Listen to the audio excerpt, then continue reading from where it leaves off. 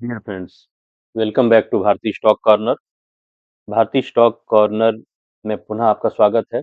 सबसे पहले उन सभी मेंबर्स और दर्शकों का धन्यवाद जो हमारे साथ बने हुए हैं, हमारे वीडियोस को लाइक, सब्सक्राइब और शेयर कर रहे हैं।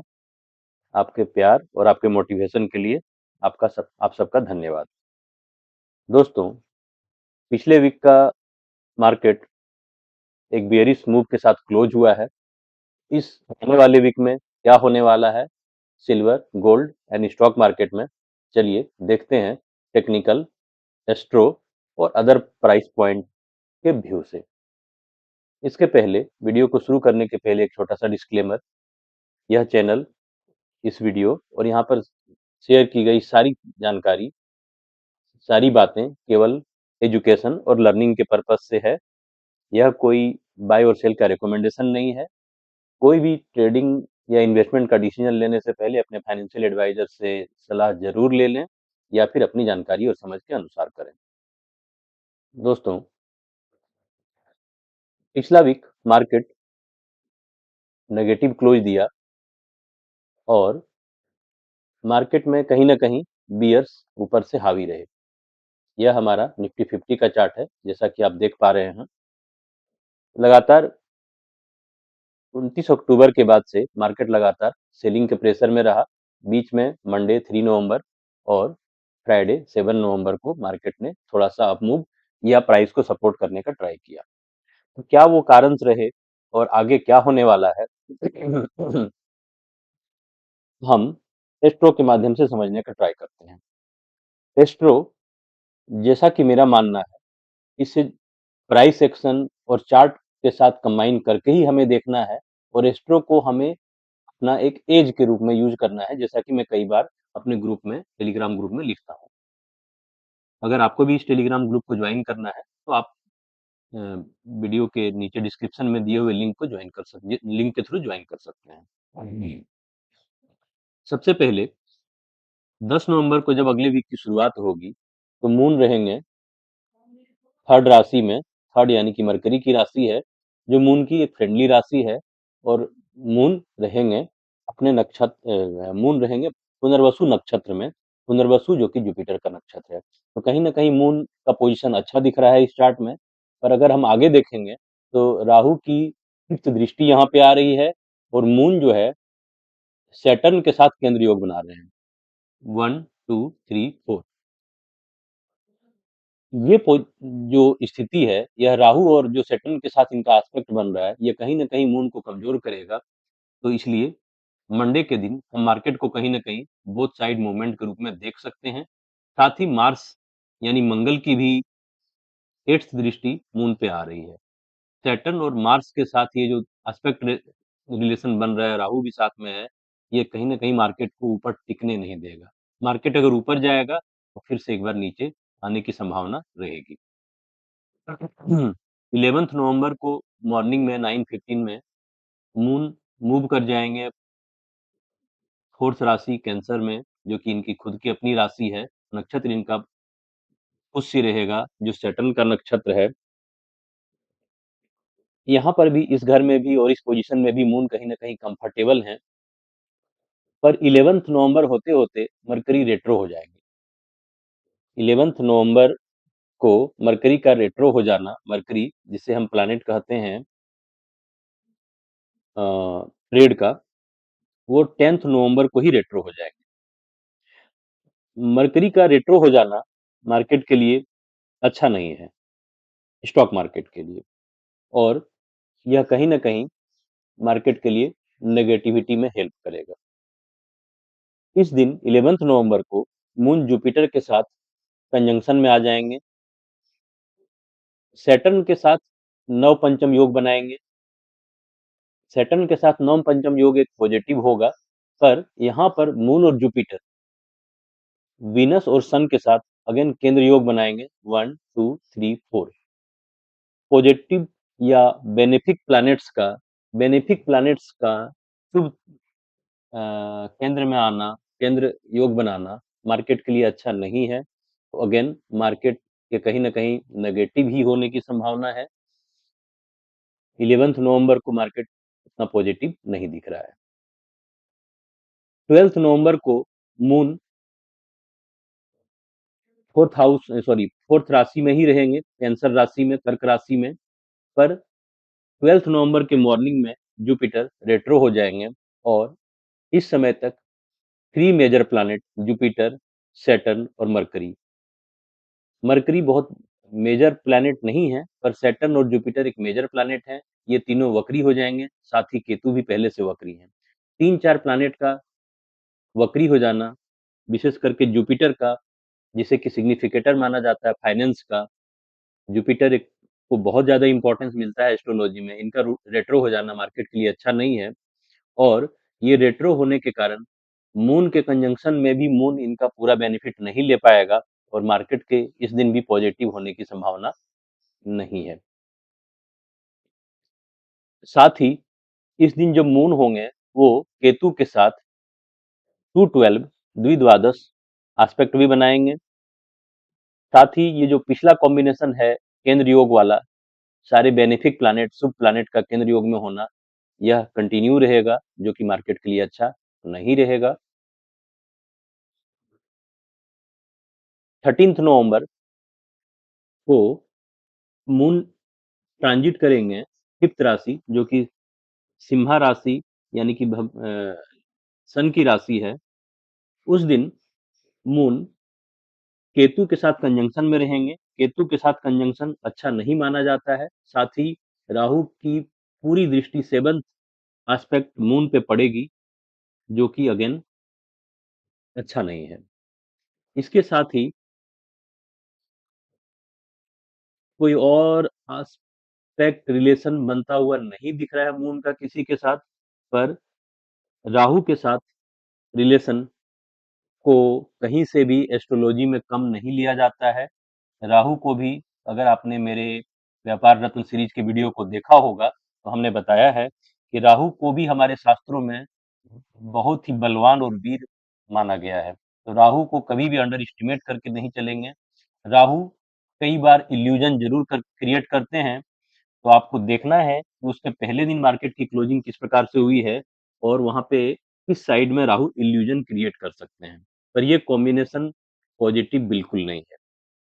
पिछले दिनों यानी कि 12 नवंबर और 11 नवंबर को थोड़ा बहुत जुपिटर के कारण मार्केट को और मून को थोड़ा बहुत हेल्प मिलता हुआ जरूर दिख रहा है, पर वह भी उतना स्ट्रांग नहीं दिख रहा है। 14 नवंबर को मून आ जाएंगे, मून उसी फिफ्थ राशि में ही रहेंगे, सिंह राशि में ही रहेंगे, सन की राशि में। और इनका नक्षत्र हो जाएगा पूर्वा फाल्गुनी, जो कि वीनस का नक्षत्र है। मून के पॉइंट ऑफ व्यू से ये अच्छा है। पर मून इस दिन तृतीय एकादश संबंध बनाएंगे वीनस के साथ और केंद्र का संबंध बनाएंगे मार्स और मरकरी के साथ। ओवरऑल इन पे राहु का एस्पेक्ट बना हुआ रहेगा और इसलिए ये जो नेक्स्ट वीक है, ये एस्ट्रोलॉजी के पॉइंट ऑफ व्यू से काफी इम्पोर्टेंट वीक रहने वाला है। इसमें कई सारे इम्पोर्टेंट चेंजेस आ रहे हैं। जुपिटर का रेट्रो होना, मरकरी का रेट्रो होना और मार्स और मरकरी का कंजंक्शन में आना। मार्स और मरकरी वैदिक एस्ट्रोलॉजी के पॉइंट ऑफ व्यू से कंजंक्शन में बहुत पहले से हैं, लेकिन 12 नवंबर को डिग्री वाइज भी परफेक्ट या पूर्ण कंजंक्शन में आ जाएंगे। रेट्रोग्रेड मरकरी का मार्स के कंजंक्शन में आना मार्केट के लिए अच्छा नहीं है और यह शास्त्रों के अनुसार कहीं ना कहीं किसी बड़े न्यूज की ओर इंडिकेट करता है। इसलिए अगला हफ्ता काफी इवेंटफुल रहने की संभावना है और कॉम्बिनेशन वोलेटाइल टू नेगेटिव की तरफ इंडिकेट कर रहे हैं। यह तो था स्टॉक मार्केट के पॉइंट ऑफ व्यू से। अब हम समझते हैं कि गोल्ड और सिल्वर के लिए क्या संभावना बनती है नेक्स्ट वीक। वापस हम 10 नवंबर से शुरू करें तो 10 नवंबर को मरकरी का रेट्रो होना, मरकरी पिछले वीडियोज में मैंने बताया है कि जुपिटर, मरकरी, सन और कई बार मार्स, इन 4 प्लैनेट्स को हम लोग देखते हैं गोल्ड के लिए। मरकरी का रेट्रो होना, साथ ही अगले दिन नाइट में यानी 11th नवंबर की नाइट में जुपिटर का भी रेट्रो हो जाना, जब शुभ प्लैनेट्स, बेनिफिक प्लैनेट्स रेट्रो होते हैं, तो हम मान के चल सकते हैं कि गोल्ड के प्राइस में जो ये फॉल आ रहा है उसमें हम एक स्टेबिलिटी देख सकते हैं। देखिए, इस पॉइंट को नोट कर लें। काफी टाइम तक मुझे भी यह समझ में नहीं आता था कि ऐसा क्यों होता है कि शेयर मार्केट जब पॉजिटिव मूव देता है तो प्रीशियस मेटल्स नेगेटिव मूव देते हैं, और प्रीशियस मेटल्स जब नेगेटिव मूव देते हैं तो शेयर मार्केट एक पॉजिटिव मूव देता है। इसका लॉजिक मैं बता देता हूँ। यह एक एजुकेशनल चैनल है और मैं बार बार आप लोगों को नए नए एजुकेशन के पॉइंट बताते रहता हूँ। देखिए, जब शुभ प्लानिट स्ट्रांग होते हैं तो वह मेटल्स और कमोडिटी के लिए अच्छा नहीं माना जाता है। कहीं न कहीं वो सप्लाई इंक्रीज़ करते हैं, सिचुएशन को अच्छा बनाते हैं, और अच्छा सिचुएशन जो है सो कमोडिटीज़ के प्राइस में एक डाउन मूव लेके आता है। और उसका ठीक उल्टा, जब बेनिफिक प्लैनेट्स अच्छे पोज़ीशन में नहीं होते हैं और मेलेफिक प्लैनेट्स चार्ट पे स्ट्रॉन्ग होते हैं, तो वह कहीं न कहीं वर्ल्ड में इनस्टेबिलिटी लेके आते हैं, अस्थिरता पैदा करते हैं, जियोपॉलिटिकल टेंशन पैदा करते हैं, और इन सब कारणों से सप्लाई कंस्ट्रेंट भी पैदा होता है और कमोडिटी इंक्लूडिंग मेटल्स के प्राइस में एक अप मूव आता है। तो ये कारण है कि जब स्टॉक मार्केट के लिए जो कॉम्बिनेशन पॉजिटिव है, कमोडिटी मार्केट के लिए वो कॉम्बिनेशन नेगेटिव है। तो मरकरी और जुपिटर का रेट्रो हो जाना, इस ड्यूरेशन में हम कहीं न कहीं गोल्ड मार्केट को स्टेबलाइज़ होता हुआ देख सकते हैं। प्लस मरकरी और मार्स की डायरेक्ट एस्पेक्ट जो है सो फॉल होना, सेकंड राशि, सेकंड यानी वृष यानी टॉरस राशि पे, जो कि सिल्वर का सिग्निफिकेटर माना जाता है, पर वीनस अभी भी 7th राशि में बने हुए हैं, अपनी खुद की राशि में बने हुए हैं, तो शायद हमें ये वोलेटाइल सा मूव देता हुआ दिखेगा अगले वीक। और इस पूरे वीक में जैसे-जैसे हम आगे बढ़ेंगे, तो 12th नवंबर को जुपिटर रेट्रो हो जाएँगे। इन डेट्स के आसपास यानी कि अगले वीक में कहीं न कहीं बेनिफिक प्लैनेट्स भी एक-दूसरे से केंद्र में आएँगे, और उसके अगले वीक यानी अगर हम 17th नवंबर का कॉम्बिनेशन चेक करें, नेक्स्ट वीक बेनिफिक प्लैनेट्स केंद्र में आ रहे हैं। बेनिफिक प्लैनेट्स का केंद्र में आना स्टॉक मार्केट के लिए अच्छा नहीं है, पर ऐसा हो सकता है कि कमोडिटी मार्केट और मेटल्स के लिए वो स्टेबिलिटी लेके आए। और 17th नवंबर 17th नवंबर को अगर आप देखेंगे,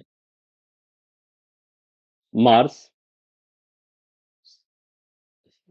ये केतु है, केतु 1 2 3 4, केतु, मार्स, सन, अगेन यहाँ से 1 2 3 4 यानी राहु, ऑलमोस्ट लगभग सारे मेलेफिक प्लैनेट्स का एक दूसरे के सेंटर में आ जाना या 159 में आ जाना, मेलेफिक प्लैनेट्स को कहीं न कहीं स्ट्रॉन्ग पोजीशन में लेके आ रहा है।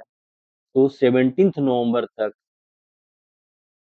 कहीं न कहीं कुछ ऐसी हलचल की उम्मीद है कि मार्केट, जो स्टॉक मार्केट के लिए अच्छा नहीं होगा, पर मेटल्स को वो स्टेबिलिटी से लेकर के रिवर्सल तक का सिचुएशन बना सकता है। इसके साथ एक और पॉइंट्स जो मैं आपके साथ शेयर करना चाहता हूँ, 12th नवंबर का चार्ट हम चलते हैं। 11th नवंबर पे मरकरी और मार्स डिग्री वाइज कंजंक्शन में होने के बाद भी वेस्टर्न एस्पेक्ट में परफेक्ट कंजंक्शन में नहीं है, लेकिन 12th नवंबर को ये दोनों डिग्री वाइज भी परफेक्ट कंजंक्शन में आ जाएंगे। हमारे शास्त्रों में बताया गया है, मरकरी और मार्स का परफेक्ट कंजंक्शन में आना कहीं न कहीं किसी न्यूज़ की तरफ इंडिकेट करता है, कोई एक बड़ा न्यूज़ हमारी तरफ आएगा, मार्केट को हिट करेगा। देखिए, मैं कई बार न्यूज़ को प्ले नहीं करता हूँ, न्यूज़ के पर उतना फ़ोकस नहीं करता हूँ, न्यूज़ पे उतना ज़ोर नहीं देता हूँ। देखिए, एक कोटेशन भी मैंने ग्रुप में शेयर किया था, कोटेशन यह है कि न्यूज़ वह है जो किसी को पता नहीं हो, वह नहीं जो कि सबको पता हो, वह तो पब्लिसिटी है, मार्केटिंग है। और इसका मतलब है कि न्यूज़ का फर्स्ट हैंड इन्फॉर्मेशन जिनके पास है, उनके लिए ही वो न्यूज़ है। जब वो न्यूज़ मासेस के पास पहुँच जा चुकी होती है, तो फिर वो न्यूज़ नहीं रहता, वो मार्केटिंग और पब्लिसिटी हो जाती है और उसके बेसिस पे रिटेलर्स को मैक्सिमम टाइम पे ट्रैप किया जाता है। इसलिए न्यूज़ को ज़्यादा प्ले नहीं करना है, फिर भी मैं आपको एक इनसाइट दे रहा हूँ एस्ट्रोलॉजिकली कि 12 नवंबर के आस-पास मरकरी और मार्स का जो ये जो कंजंक्शन है, परफेक्ट कंजंक्शन, इसके 1-2 दिनों के इंटरवल 48 आवर्स आगे-पीछे कर लेते हैं, मार्केट में कोई एक न्यूज़ हिट कर सकता है। कई सारे न्यूज़ अभी पेंडिंग हैं, जैसे इंडिया, अमेरिका का ट्रेड डील का न्यूज़, टैरिफ पे न्यूज़, यूएस चाइ और चाइना का टैरिफ ट्रेड डील पे न्यूज़। पर ये जो कॉम्बिनेशन है, इन पे मुझे ऐसे किसी पॉजिटिव न्यूज़ के आने की संभावना नहीं दिख रही है। जियोपॉलिटिकल टेंशन के किसी और रूप में, किसी फॉर्म में इमर्ज करने की सिचुएशन मुझे ज़्यादा दिख रही है। जब तक सैटर्न वाटरी साइन में रहेंगे, तब तक इसी टाइप के किसी न्यूज़ के आने की उम्मीद मुझे ज़्यादा है। आप देख पा रहे होंगे कि लगातार इंडिया एंड यूएस के जो डिप्लोमेट्स हैं, वो आपस में एफर्ट लगा रहे हैं, फिर भी ट्रेड एंड टैरिफ डील वाला न्यूज़ नहीं आ रहा है। और ये सारा का सारा 10th प्लैनेट हमारे प्रेसिडेंट ट्रम्प साहब पे डिपेंड कर रहा है। तो जो मेटल्स यानी गोल्ड और सिल्वर पे इंटरेस्टेड हैं, वो कहीं न कहीं अगर आप चाहें तो नेक्स्ट वीक में किसी भी प्राइस पॉइंट पे उसे आप अपने थोड़ा चार्ट के साथ अलाइन करके देखें। चार्ट पे अगर आप जाके देखेंगे तो आपको पता चलेगा कि गोल्ड और सिल्वर कहीं न कहीं एक छोटे से रेंज में स्टक हो गए हैं। बहुत बड़ा रिट्रेसमेंट ऊपर से नहीं आया है, पर एक छोटे से रेंज में इस फँस से गए हैं। ये एक बेयरिश फ्लैग का भी काम कर सकता है, एक डाउन मूव, एक कंसोलिडेशन एंड फिर डाउन मूव। तो फिर भी एस्ट्रो वाइज़ मुझे बहुत ज़्यादा डाउन मूव दिख नहीं रहा है गोल्ड और सिल्वर में। जब-जब जियोपॉलिटिकल इनस्टेबिलिटी आती है, तो प्रीशियस मेटल्स में एक मूव आता है। तो मेरे पॉइंट ऑफ व्यू से इसे कोई एमसीएक्स या कॉमेक्स पे ट्रेड करने का पोजीशन ना बनाए, बिल्कुल भी ना बनाए और ये इसे कोई ट्रेडिंग का एडवाइस भी ना समझें, बाय सेल का रिकमेंडेशन ना समझें। पर जिनका लॉन्ग टर्म व्यू है, वो ज़रूर यहाँ से ईटीएफ के रूप में या किसी और फॉर्म में जिसमें उन्हें अच्छा कंफर्टेबल लगे, धीरे-धीरे एसआईपी मोड में अगेन सिल्वर और गोल्ड को यहाँ से एक्युमुलेट करना शुरू कर सकते हैं अगले कुछ महीनों, 2-4 महीनों तक, 6 महीनों तक के लिए और उसके बाद उन्हें ज़रूर एक अच्छा रिटर्न उसपे आता हुआ मिलेगा। तो दोस्तों, ये तो रहा स्टॉक मार्केट और गोल्ड और सिल्वर पे मार्केट का व्यू। नि निफ्टी 50 पे भी थोड़ी बात हम कर सकते हैं। देखिए चार्ट वाइज़ निफ्टी 50 ने अपने 20 पीरियड मूविंग एवरेज को ब्रेक कर दिया है और 50 पीरियड मूविंग एवरेज को अप्रोच करने वाली है। यहाँ पे नेक्स्ट वीक के वोलेटाइल मूव के बाद कहीं न कहीं मुझे मार्केट नीचे आता हुआ दिख रहा है और यह पहले अपने 20 पीरियड मूविंग एवरेज यानी 24,380 24,380 300 के ज़ोन को टच करता हुआ दिख सकता है। नेक्स्ट वीक काफ़ी वोलेटाइल टू एक्टिव रह सकता है मार्केट। अगर मार्केट अप मूव लेता भी है, तो लॉन्ग चार्ट में, बड़े टाइम फ्रेम के चार्ट में हम देखेंगे तो मार्केट कहीं न कहीं ऊपर से सप्लाई कंस्ट्रेंट फेस कर रहा है। तो अगर मार्केट एक ऊपर मूव लेता भी है, तो वो 24,700 के रेंज को जहाँ से कि कहीं न कहीं उसने अपर साइड के ज़ोन को ब्रेक डाउन किया है, उसे रिटेस्ट करने के बाद नीचे जाता हुआ मार्केट दिख सकता है। तो दोस्तों ये तो था स्टॉक मार्केट, गोल्ड और सिल्वर पे एक डिटेल व्यू चार्ट और एस्ट्रो कॉम्बिनेशन के साथ में। नॉर्मली मैं न्यूज़ को कंबाइन नहीं करता हूँ, लेकिन अदर डाटा पॉइंट्स जैसे ओआई और अदर न्यूज़ एफआईआई, डीआईआई के मूव को भी मैं देखते रहता हूँ, उनके भी डाटा पॉइंट्स को कैरी करता हूँ, न्यूज़ को थोड़ा कम कंबाइन करता हूँ और आपको हर दिन की तरह एवरीडे इवनिंग में नेक्स्ट डे के मार्केट की कमेंट्री मिलती रहेगी। अगर आप चाहें तो हमारे टेलीग्राम ग्रुप को ज्वाइन कर सकते हैं, अगर आपने ज्वाइन नहीं किया है। बस आज के लिए इतना ही दोस्तों। आपको यह वीडियो कैसा लगा? कमेंट में ज़रूर जानकारी दें। Thank you very much.